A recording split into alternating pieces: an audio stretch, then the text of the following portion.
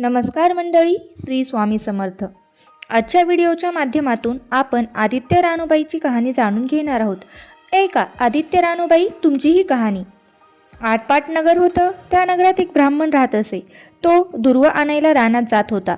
तिथे त्याला नागकन्या व देवकन्या वसा वसत होत्या. ब्राह्मणाने विचारले, काय ग बायानो, कोणता वसा वसता? तो मला पण सांगा. त्या म्हणाल्या, तुला रे कशाला वसा हवा? उच्चील माचील, घेतला वसा टाकून देशील. तो ब्राह्मण म्हणाला, नाही नाही, तसे मी नाही करणार. उतत नाही, मातत नाही आणि घेतलेला वसा मी टाकत नाही.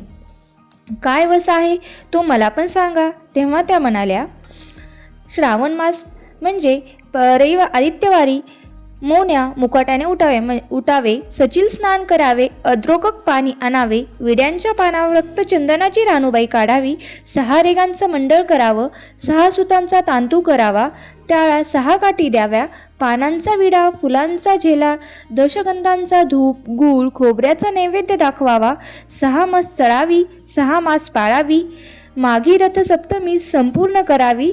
कसं करावं? बोटव्याची खीर, गुळाच्या पोळ्या, लोणकंड तूप, मेहून जेवू सांगावे. असेल तर साडी चोळी द्यावी, नसेल तर जोडगलसरी द्यावी, नसेल तर 2 पैसे दक्षिणा द्यावे आणि आपल्या व्रताचं उद्यापन करावे. ब्राह्मणाने वसा केला. त्याला सूर्यनारायण प्रसन्न झाला. भाग्यलक्ष्मी आली. तेव्हा राजाच्या राणीने ब्राह्मणास बोलू धाडलं. ब्राह्मण जातीवेळी भिवू लागला, कापू लागला. राणी म्हणाली, भिवू नका, कापू नका, तुमच्या मुली आमच्या घरी द्या. ब्राह्मण म्हणाला, आमच्या मुली गरिबाच्या तुमच्या घरी कशा द्याव्या? दाशी कराल, बटकी कराल? नाही नाही, तसं नाही करणार. राजाची राणी करू, प्रधानाची करू. मार्गशीर्ष महिना आला. ब्राह्मणाने मुलीची लग्न करून दिली. एक राजाच्या घरी तर दुसरी प्रधानाच्या घरी दिली. ब्राह्मण 12 वर्षांनी मुलीच्या समाचारास निघाला. राजाच्या घरी गेला. लेकीनं पाठ दिला, पाय धुवायला पाणी दिलं. बाबा बाबा, गुळ खा, पाणी प्या. गुळ खात नाही, पाणी पित नाही. आधी माझी कहाणी करायची आहे, ते तू ऐक. ती म्हणाली, तुमची कहाणी ऐकायला मला वेळ नाही. आज राजा पारधीला जाणार आहे, त्याला जेवायला उशीर होईल.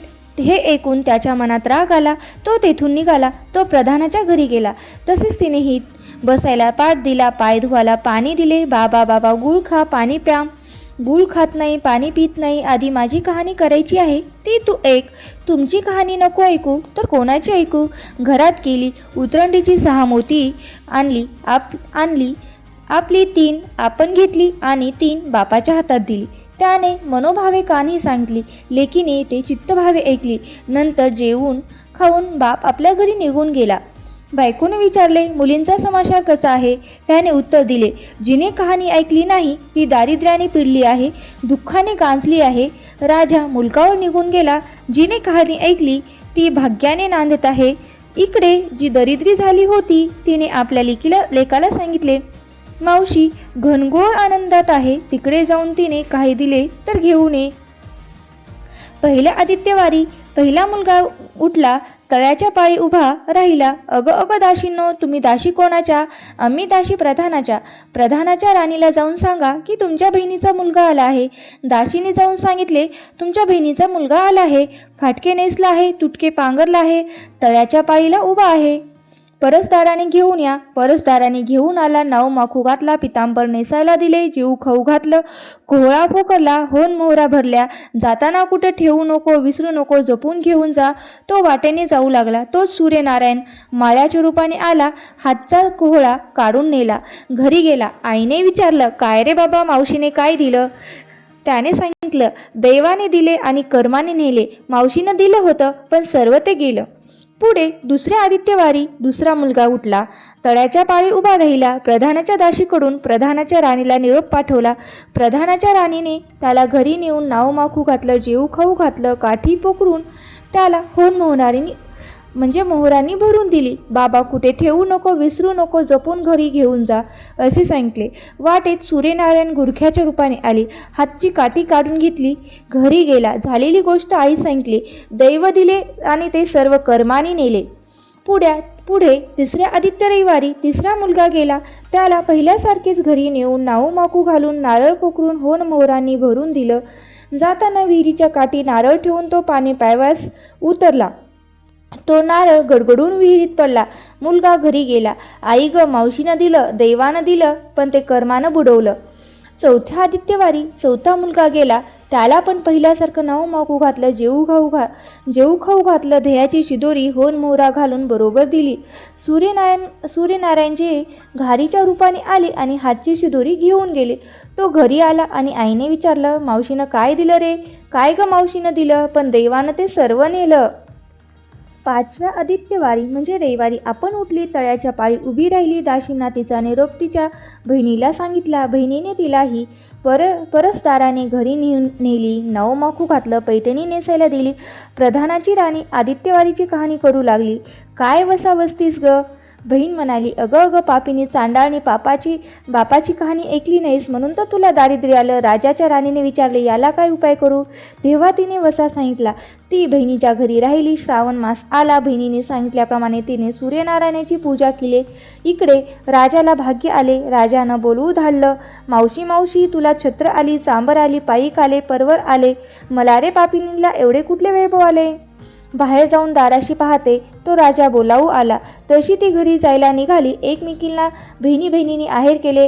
वाटेने जाऊ लागली. तो पहिल्या मुक्कामास स्वयंपाक केला. राजाला वाढले. आपण पानं वाढून घेतला. तेव्हा बहिणीची आठवण झाली. करारे हाकरे पिटोरे डांगोरे, नगरात कोणी उपाशी आहे का याचा शोध करा. उपाशी काही नाही. वाटेने एक मोळी विक्या जात होता. त्याला म्हणाले, आमच्या बाईची कहाणी ऐकायला ये. तो राणीकडे आपली तशी 6 मोती राणीने घेऊन तिने त्याला 3 दिली आणि आपल्या हातात 3 ठेवली. त्यांनी लाकडाची मोळी होती ती सोन्याची झाली. तो म्हणाला, बाई कहाणी ऐकल्याचे एवढे फळ, तर मग वसा घेतल्याचे काय फळ? काय वसा आहे तो मला पण सांगा. तुला रे वसा कशाला हवा? उठशील मातशील, घेतला वसा टाकून देशील. उठत नाही मातत नाही, घेतला वसा टाकत नाही. तेव्हा राणीने वसा सांगितला. दुसऱ्या दिवशी दुसऱ्या मुक्कामास गेली. स्वयंपाक केला. राजाला वाढले. आपण पान वाढून घेतलं. तेव्हा कहाणीची आठवण झाली. नगरात कोणी उपाशी आहे का याचा शोध करा. उपाशी नाही, तापाशी नाही, काही नाही. एक माळी चिंतेत बसला आहे. त्याला बोलवले आणि म्हटले, आमच्या बाईची कहाणी ऐक. तो म्हणाला, तुमची कहाणी ऐकून मी काय करू? मी आपल्या चिंतेत बसलो आहे. असे म्हणून तो आला.